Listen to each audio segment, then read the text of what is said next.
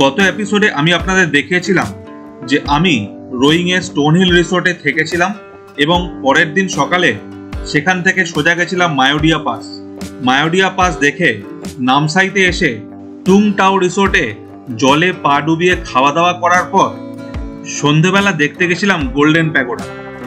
আর আজকের এপিসোডে আমি আপনাদের দেখাবো নামসাইয়ের বিভিন্ন দর্শনীয় স্থান আর লোহিত নদীর ধারে হিন্দুদের পবিত্র তীর্থস্থান পরশুরাম কুণ্ড।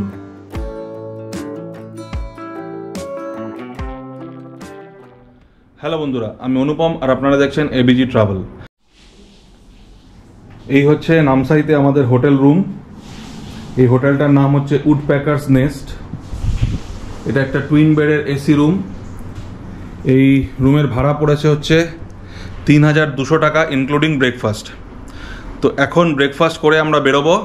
প্রথমে নামসাইতে কিছু জায়গা দেখার এখনও বাকি রয়েছে, সেই জায়গাগুলো দেখে তারপর এখান থেকে আমরা সোজা চলে যাব পরশুরাম কুণ্ড দেখতে। পরশুরাম কুণ্ড দেখে তারপর আমরা ফিরে যাব সোজা তিনসুকিয়া। আজকে রাতে তিনসুকিয়া থেকে আমাদের ট্রেন আছে গুয়াহাটির জন্য। তো প্রথমে আমরা যাচ্ছি নামসাই বুদ্ধিস্ট টেম্পল দেখতে। এটা আমরা যে হোটেলে ছিলাম সেই হোটেল থেকে একদম কাছে, 1 কিলোমিটারের মধ্যেই।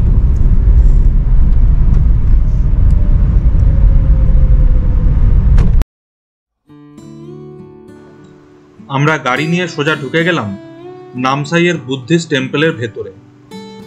মেন এন্ট্রান্সের ভেতরে এই পরিসরে রয়েছে একটি টেম্পল, এছাড়াও রয়েছে মনস্ট্রি এবং একটি গোল্ডেন কালারের স্তূপ। এই হচ্ছে মেন বুদ্ধ মন্দির, যার ভেতরে পূজা অর্চনা করা হয়। মন্দিরের ভেতরে আমি যখন প্রবেশ করলাম তখন বেশ কিছু ছাত্রকে উপদেশ দিচ্ছেন শিক্ষক এবং সামনে রয়েছে বুদ্ধের প্রতিমা।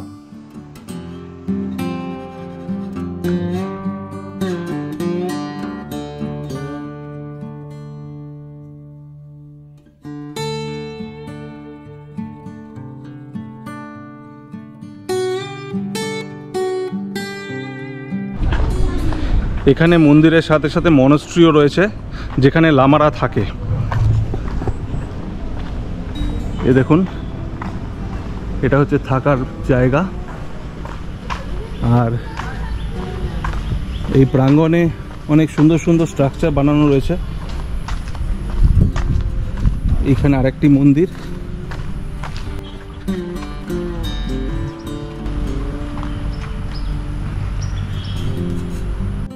আর এখানে একটি প্যাগোডা রয়েছে,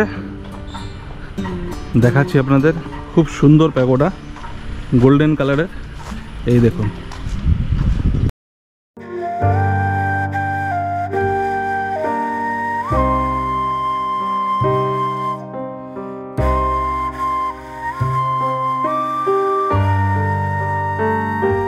এখানকার যে বুদ্ধিজম তার সাথে থাইল্যান্ডের বুদ্ধিজমের অনেক মিল পাওয়া যায়। কারণ এইখানে যে কমিউনিটিটা থাকে, যে তাই কামটি ট্রাইবস, তারা কিন্তু ওই এলাকা থেকে এইখানে মাইগ্রেট করেছিলেন। আমরা এখন যাচ্ছি লাথাও বুদ্ধা স্ট্যাচু দেখতে। যে রাস্তা দিয়ে যাচ্ছি তার ডান দিকে চা বাগান। এই দেখুন,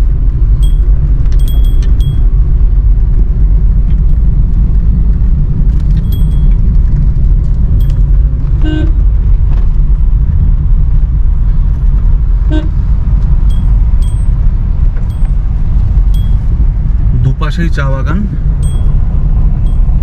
এই রাস্তার বাঁ দিকেও চলে এলো চা বাগান। চলে এসেছি লাথাও বুদ্ধা স্ট্যাচুর কাছে। এটা একেবারে জঙ্গলের মধ্যে, একদম নিরিবিলি জায়গায়, কোনো লোক নেই এখানে। দেখুন কি বিশাল বড় বুদ্ধা স্ট্যাচু। এই স্ট্যাচুটা এখনও অসম্পূর্ণ, এটা কাজ চলছে, স্ট্যাচুটা এখনও পুরো হয়নি। এই স্ট্যাচুটির হাইট 600 ফিট এবং এটি এখনো আন্ডার কনস্ট্রাকশন রয়েছে। এই স্ট্যাচুটি কবে সম্পূর্ণ হবে সে বিষয়ে এখনো কোনো ইনফরমেশন নেই। এবার আমরা যাচ্ছি গোল্ডেন প্যাগোডা দেখতে। গোল্ডেন প্যাগোডা হচ্ছে নামসাইয়ের মেন অ্যাট্রাকশন। কাল রাতেও একবার গোল্ডেন প্যাগোডা আমরা এসেছিলাম। রাত্রেবেলা বা সন্ধেবেলা যখন লাইট জ্বলে তখন কিন্তু গোল্ডেন প্যাগোডা দেখতে আরও সুন্দর লাগে। তো সেই অবস্থায় কাল একবার আমরা গোল্ডেন প্যাগোডা দেখেছি, এবার সকালে আজকে একবার ভিজিট করব গোল্ডেন প্যাগোডা, ওখান থেকে তারপর আমরা সোজা চলে যাব পরশুরাম কুণ্ড। আমি চলে এসেছি গোল্ডেন প্যাগোডার মেন গেটের সামনে। টিকিট কেটে দিলাম, টিকিট হচ্ছে 20 টাকা করে। এই দেখুন, এই হচ্ছে গোল্ডেন প্যাগোডার মেন গেট। মেন গেটটা বন্ধ, পাশ দিয়ে ঢোকার রাস্তা।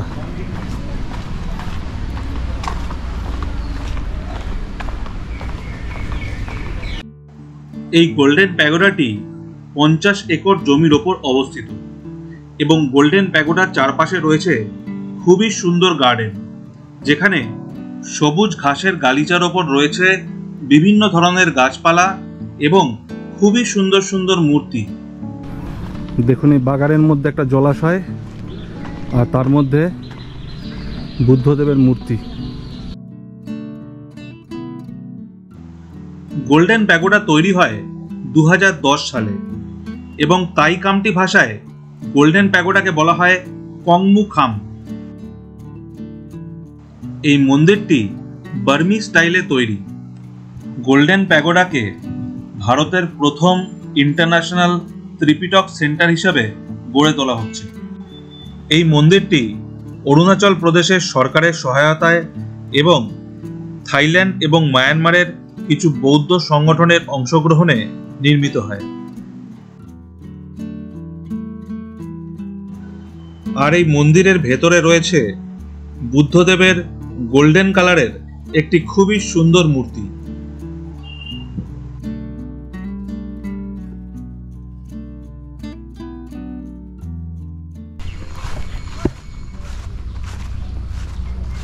এটা হচ্ছে কংমু খাম অর্ডিনেশন হল। এটা হচ্ছে একটা হল, দরজা বন্ধ রয়েছে এখন।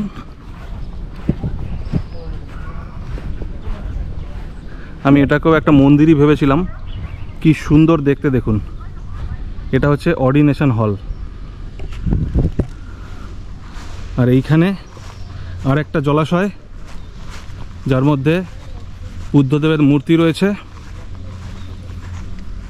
আর তার পেছনে আরেকটা মন্দির।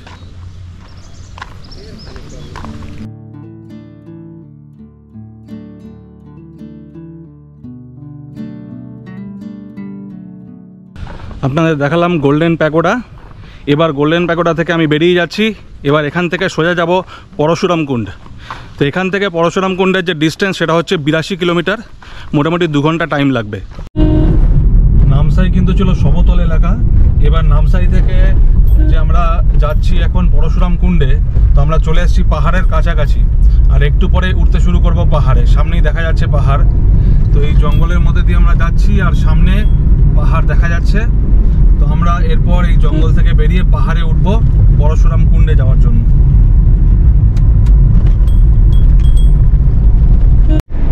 তো অবশেষে আমরা চলে এসেছি পরশুরাম কুণ্ডে।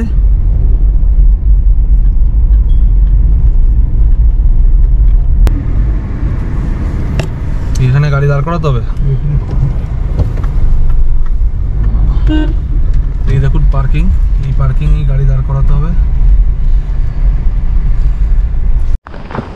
তো যেখানে আমরা গাড়িটা পার্কিং করলাম সেখান থেকে সিঁড়ি উঠে গেছে। পরশুরাম কুণ্ডে যেতে গেলে এই সিঁড়ি বেয়ে ওপরে উঠতে হবে।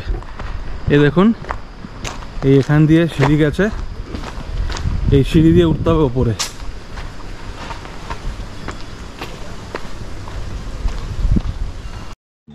পরশুরাম কুণ্ডে যাওয়ার রাস্তায় প্রথমেই পড়বে ভগবান পরশুরামের মূর্তি এবং তার পেছনে ভগবান পরশুরামের মন্দির।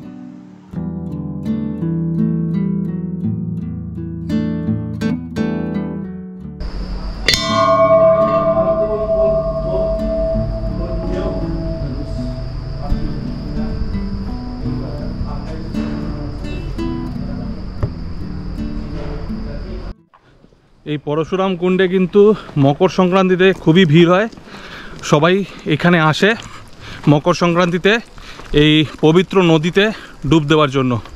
এই নিচ দিয়ে যে নদী বয়ে যাচ্ছে এটা হচ্ছে লোহিত নদী। দেখুন এখান থেকে কি সুন্দর দেখা যাচ্ছে, সামনে দিয়ে লোহিত নদী বয়ে যাচ্ছে আর তার উপর দিয়ে একটা ব্রিজ। এই দেখুন।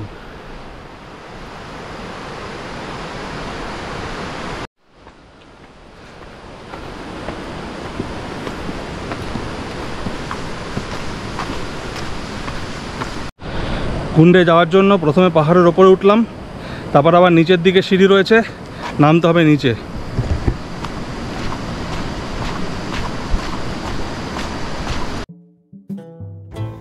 এরপর আমরা সিঁড়ি দিয়ে যত নিচে নামতে থাকলাম, নদীর গর্জন তত তীব্র হতে লাগলো। আরো কিছুটা নামতেই চোখের সামনে ধরা দিল এক মনোমুগ্ধকর দৃশ্য। আমরা চলে এসেছি পরশুরাম কুণ্ডের কাছাকাছি।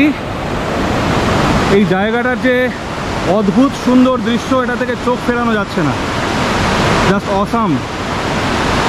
কোনো ভাষা নেই আমার, কোনো ভাষায় এই দৃশ্যকে প্রকাশ করা যায় না। শুধু আমি দেখাতে পারি আপনাদের, ভিডিও করে দেখাচ্ছি, দেখুন।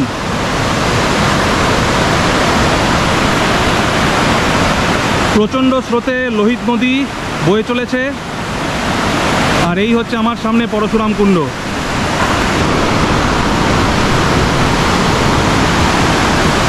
দেখুন, এখানে কিন্তু ওয়ার্নিং লেখা রয়েছে, সেফটি ফার্স্ট, কারণ এখানে কিন্তু পিছলে যাওয়ার চান্স আছে, আর পিছলে এই নদীতে পড়লে কিন্তু আর বাঁচার কোনো পথই পাওয়া যাবে না। কত স্রোতে নদীতে যাচ্ছে একবার দেখুন। ভগবান পরশুরাম ছিলেন বিষ্ণুর ষষ্ঠ অবতার, এবং ওনার পিতা ছিলেন ঋষি জামাদাগ্নি এবং মাতা ছিলেন রোহিণী। কোনো একটি পাপ কাজ করার ফলে ওনার পিতা পরশুরামকে আদেশ দেন মাতার শিরচ্ছেদ করার জন্য। পরশুরাম পিতার আদেশ পালন করে ওনার কুঠার দিয়ে মায়ের শিরচ্ছেদ করে। ছেলের ওবিডিয়েন্স দেখে পিতা খুশি হয়ে ওনাকে একটি বর দিতে চান। সেই বরে পরশুরাম মায়ের জীবন ফেরত চান। মায়ের জীবন ফেরত পাওয়ার পরেও ওনার যেই পাপ, মাতৃহত্যার পাপ, সেটার জন্য ওনার যে কুঠার সেটা ওনার হাতের সাথে লেগে যায়, আর হাত থেকে ডিটাচ হচ্ছিল না। তখন উনি তৎকালীন বিভিন্ন মুনি ঋষিদের কাছে যান, এবং তাদের পরামর্শে উনি এই লোহিত নদীতে এসে যখন হাত ডুবান, তখন ওনার পাপ মুক্তি ঘটে এবং হাত থেকে সেই কুঠার ছেড়ে যায়। তবে থেকেই এই কুণ্ডের সৃষ্টি। এই কুণ্ডই সেই জায়গা যেখানে পরশুরাম এসে ওনার হাত ডুবিয়েছিলেন, এবং মানা হয় যে এই কুণ্ডে এসে স্নান করলে আপনার জীবনের সমস্ত পাপ দূর হয়ে যাবে। মকর সংক্রান্তিতে এই জায়গাতে প্রচুর ভিড় হয়, সবাই আসে এখানে ডুব দেওয়ার জন্য। কোনো নদীতে এত স্রোত আর এরকম গর্জন আমি এর আগে কখনো দেখিনি। যখন লোহিত নদীর পাড়ে এসে দাঁড়ালাম, তখন গায়ে কাঁটা দিয়ে উঠল।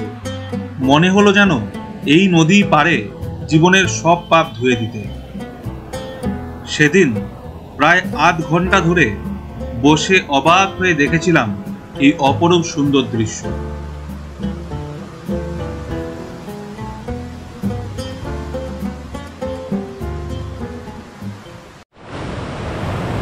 এই কুণ্ডের জল মাথায় নিয়ে নিলাম। জানি না জীবনে যদি কোনো পাপ করে থাকি তাহলে যেন পাপ মুক্তি ঘটে। এরপর পরশুরাম কুণ্ড থেকে চলে এসে সামনে যে ব্রিজটা দেখিয়েছিলাম, সেই ব্রিজের ওপর থেকে ড্রোন উড়িয়ে আপনাদের জন্য এই অনবদ্য ড্রোন শটটা ক্যাপচার করলাম।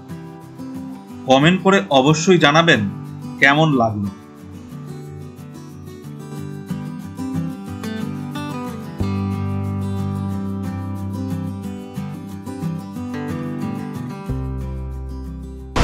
যদি আজকের ভিডিওটা আপনাদের ভালো লেগে থাকে তাহলে চ্যানেলটাকে সাবস্ক্রাইব করে দেবেন, আর নিচের বেল আইকনটাকেও ক্লিক করে দেবেন, যাতে আমার পরবর্তী ভিডিও সরাসরি আপনাদের কাছে পৌঁছে যেতে পারে।